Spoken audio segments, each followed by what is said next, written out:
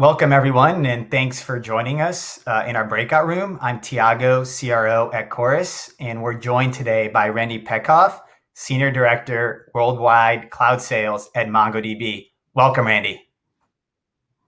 Howdy, Tiago. It's good to talk to you. And we're here today to talk about how Chorus helps MongoDB focus on the R and CRM to close deals faster. But before we dive into the meat of the content, let's do a brief round of intros. So as I mentioned, I'm Tiago, CRO at Chorus. I lead all our customer-facing teams, everything from pre-sales all the way to technical support.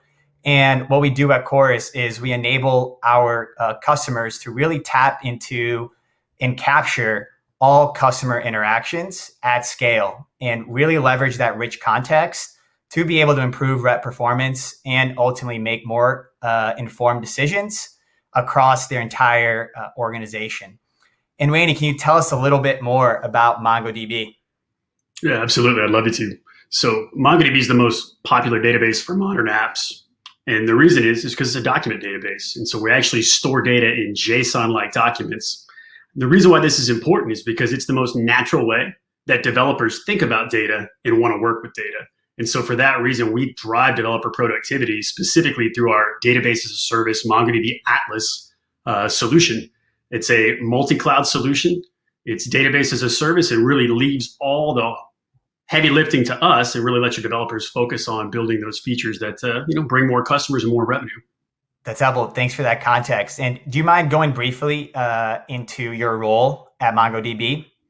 Absolutely. So we really have three channels to drive revenue here at MongoDB. We have our self-service, or what we think about as really our product-led growth business.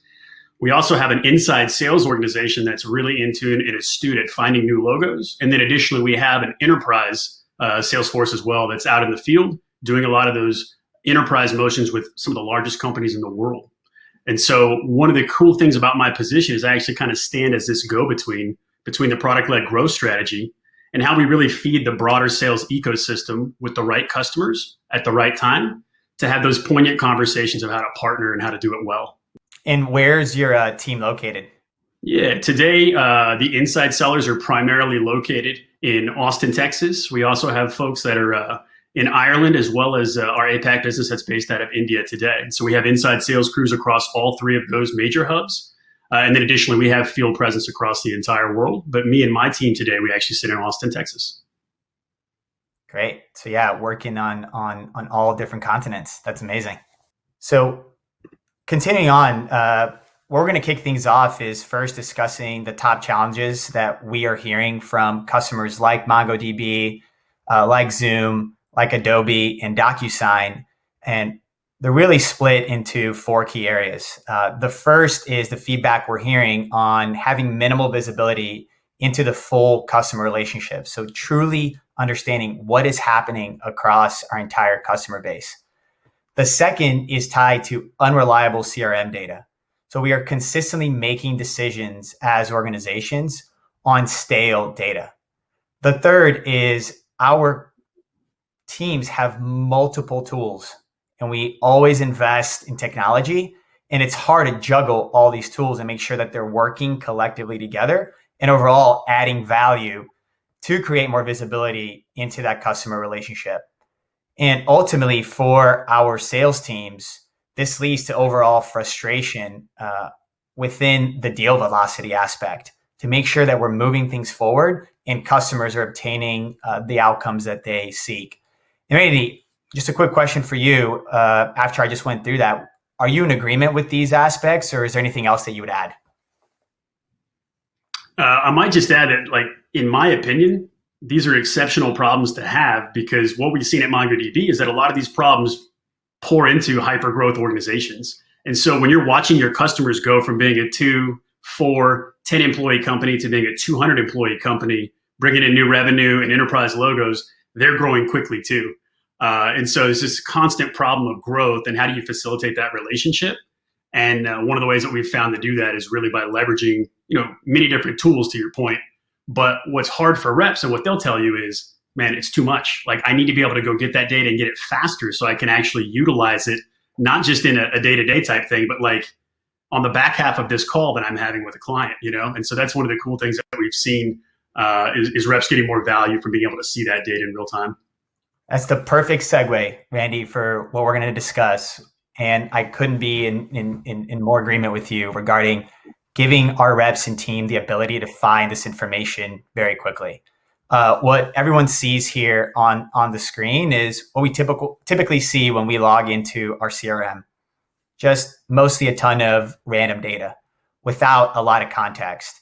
And considering these aspects and with the concepts that I mentioned earlier in mind, our goal at Chorus is to bring the information that you need to fully understand your customer relationship where your team already works. And one way that we are doing that today is through our Momentum product, where we take the voice of the customer and what is happening with each and every interaction that your teams are having it and bring it to where your team already is, which is your overall CRM. And the goal of doing this is to allow you to pinpoint actual opportunities to actually go and drive meaningful impact with your customers and have that be done all through our patented system in AI. To also just create an overall more reliable data set within your CRM so you can actually be taking those actions on more reliable data.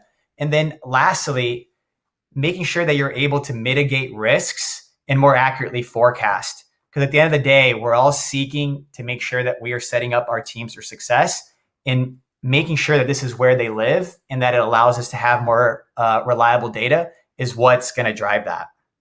But now let's focus a little bit more on your approach, Randy, and what your overall organization has focused on over the years.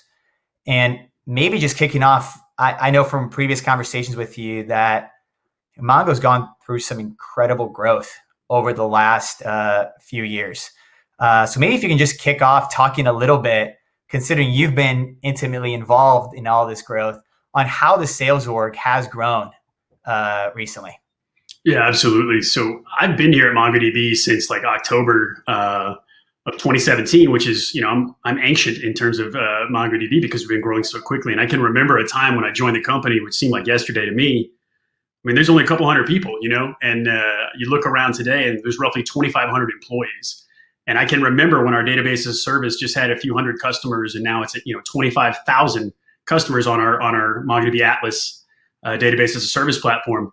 And so what's really cool about that is you're watching young professionals grow into seasoned enterprise sellers in a short amount of time as they're growing with their account set. And so it's been a fun thing to watch. But then when you kind of go look back at CRM and you think about the kind of deals you were doing, I don't know, 3.5 years ago, boy, they look a lot different than the deals that we're doing today. The customer base is different. The verticals are different. And so to me, how do you synthesize that old stuff, make it useful to go do the new stuff? And those insights are really powerful. And so one of the things that's exciting for me is being able to really log a lot of these conversations and be able to look at transcripts and be able to put these things back in front of new hires, folks who have never heard a conversation with a developer before, whatever it might be. So those are some of the ways that we use it today. Because I tell you, in my division particularly, my best reps, man, they're meeting with 120 unique customers in a given quarter. That's amazing. And the great thing about that is nobody will train your sales force better than the customer will, except now I can take those same conversations with that one rep and then go play it back to 15, 20, 25, 100 reps. And so for us, it's allowed us to ramp very quickly. And it's exciting because it's hard to get sellers' attention, but the customer's voice typically does it way more than their manager. That's what I found. No, that's incredibly helpful context. And one of the key questions that I was going to have for you that maybe you can dive into a little bit more is how important it is to understand that voice of the customer. And you touched on this in some of these elements, but what is your team currently doing to increase that connection with the customer to ensure that when you're looking at 120 accounts in a month, you're able to provide the type of individualized experience that the customer expects? Definitely. I think there's two things that really stand out here. It's the ability of an individual rep to do their job at a high level. Like that's the first thing. And then there's the broader team discussion. When I think about an individual member of a team, those 120 accounts that they're managing, guess what? Somebody else was managing those accounts probably 6 to 9 months ago, because again, back to my growth problems I talked to you about, we are moving people through this ecosystem and upskilling them to be enterprise sellers. And so as part of that process, how do you let that rep who's only going to be there 2 or 3 quarters understand what happened 3 months before when another rep had the account? And so in the individual rep day to day, if you get into a customer interaction and you make them repeat back to you what they've told 2 and 3 other reps before, they're probably not going to want to talk to you anymore. And so we saw that, maybe 3 years ago without a lot of the intel, where now that stuff is just stacking up in our CRM. We can go see those calls. We can go listen to those calls. Or as I advise those reps, Control F in those transcripts and go set up some automation to be able to really look at specific words and dive in. And so the best reps are able to do that at a high level. That's the first part. If I think about teams and I think about account planning, MongoDB is an incredibly powerful tool. And how one company might use it in one small segment of that organization is dramatically different from the use case they might address in another one. But to me, if I can understand who actually understands MongoDB, who wants to use it, who likes to use it, who my super users are, right? I can actually take their words and begin to build campaigns to go into these accounts strategically. And I can do that at scale across many different members of that team. We take it down one more step. You think about like this pod structure that many folks are attacking the enterprise with today. You might have somebody who's more success-oriented, success-minded. You're going to have an enterprise seller. You're going to have development reps that are trying to talk to new people. There's that broad ecosystem. How do you keep them on the same page? How do you share that information across the account?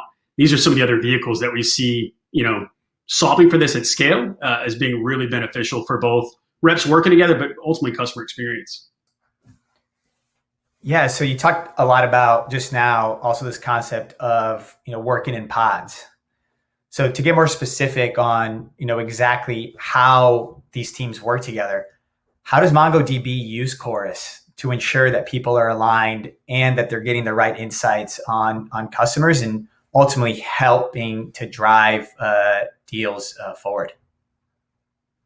Yeah, I think in this segment that I'm really focusing on right now, this acronym PLG kind of rings out. And so we think about this product-led growth strategy, which is massive scale from the product coming into your ecosystem.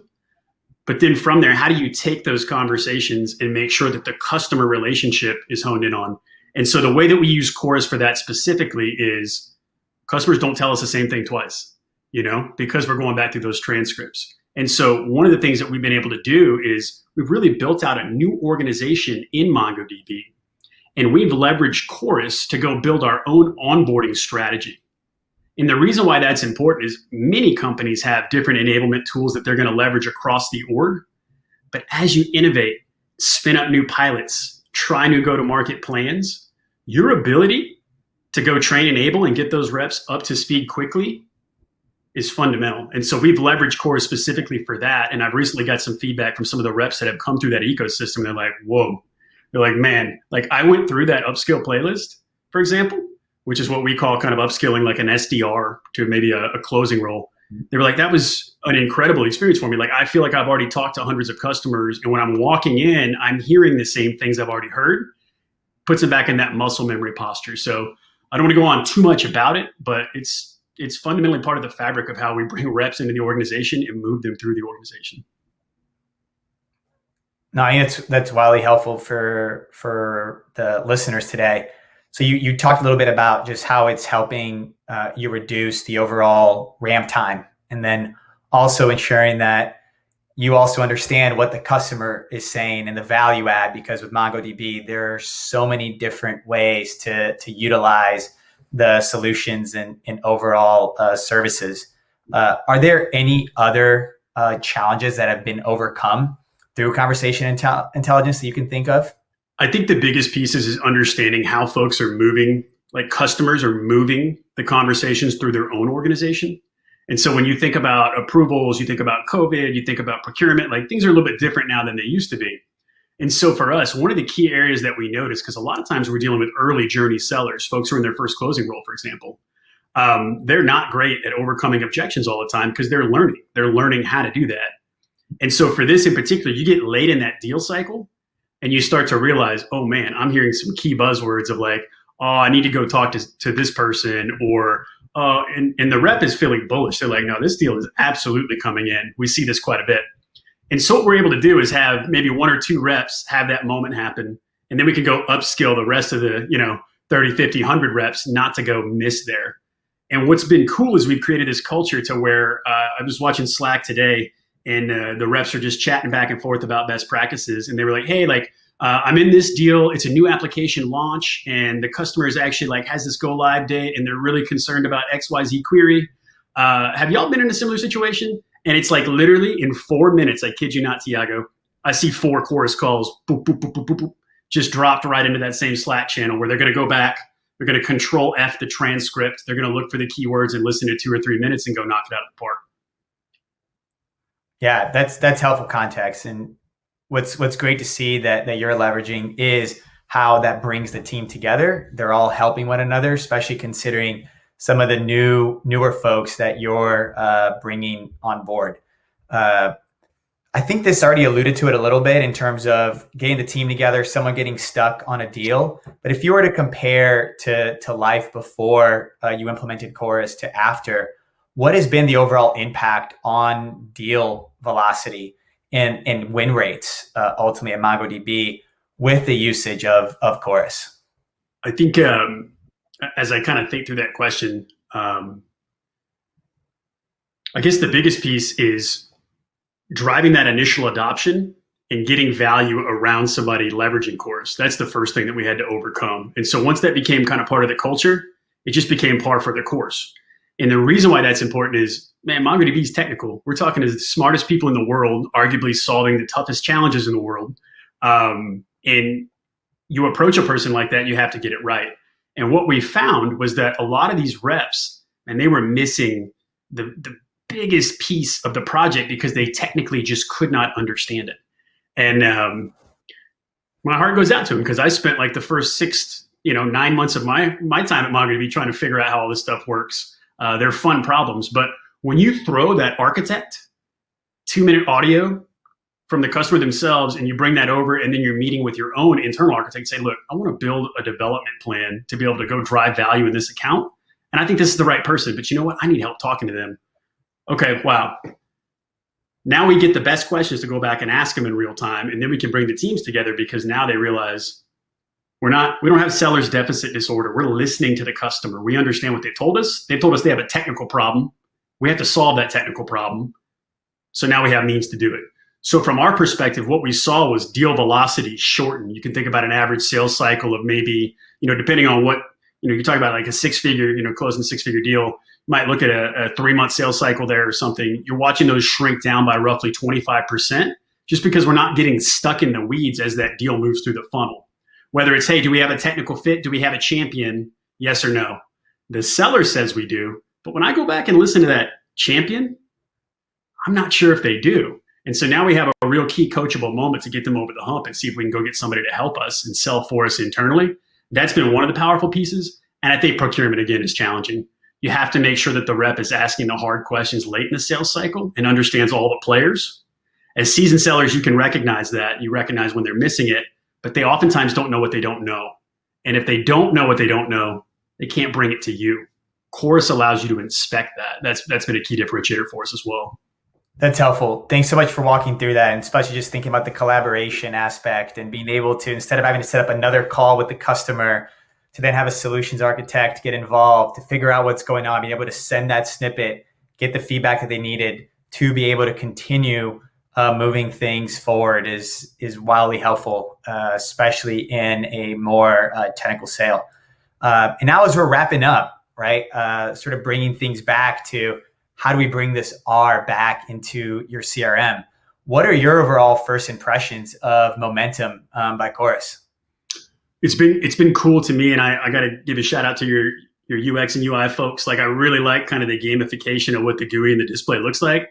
I'll be candid with you, man. It's super intuitive, so it allows you to jump in quick, which I'm sure other leaders out there know. There's always a new tool around the corner. If adoption doesn't happen quickly, it never happens. And so when y'all throw a feature at me like that and I can intuitively navigate, it's powerful, which is helpful. But again, kind of going back to that product-led growth strategy, what I'm finding about that R in CRM is customers care less if they're talking to the same person, they care more if the person in front of them understands what happened before.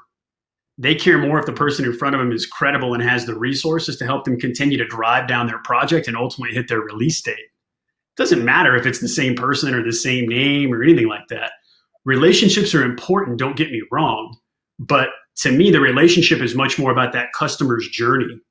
And in that journey, you're going to develop one-to-one personal relationships with people. But at the end of the day, it's much more about where that customer is headed, not about the rep you're putting in front of them each time. I hope that makes sense. I don't know if it maybe spurs some follow-up questions around that framework. It's a little bit like nuanced. No, it makes perfect sense. And I think a lot of the folks that are watching this would agree that it's about the holistic relationship, not just that personal one-to-one relationship. It's about understanding the entire relationship that you've had with the broader account beyond even the person that you're just in contact with today.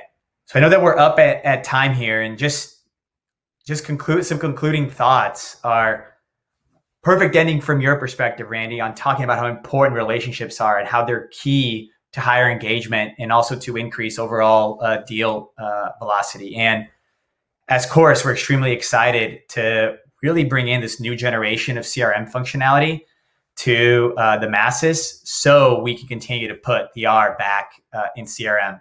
And Randy, I just want to take a moment just to thank you for joining us and sharing your stories. And thanks for all the viewers today for joining us, and have a wonderful rest of your conference. Pleasure. Thank you.